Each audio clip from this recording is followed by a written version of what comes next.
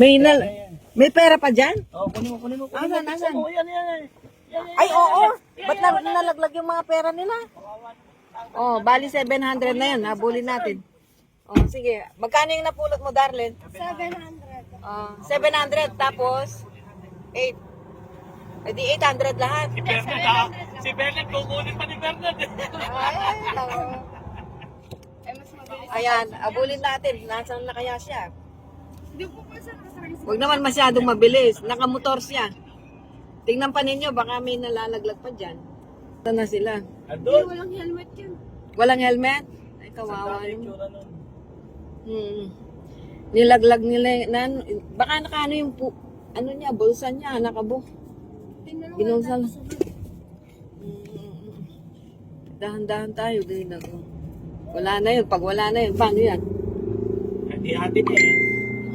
Ay, Magagawin natin dyan. Si Bernard eh. Makukunin ni Bernard, naunahan ni Darlene eh. Pagka hindi natin naabot ang itawin niya. ayun na, siya pala yung nalaglagan ng pera. Wala no? O, wala kang budget. Makakayayat ka.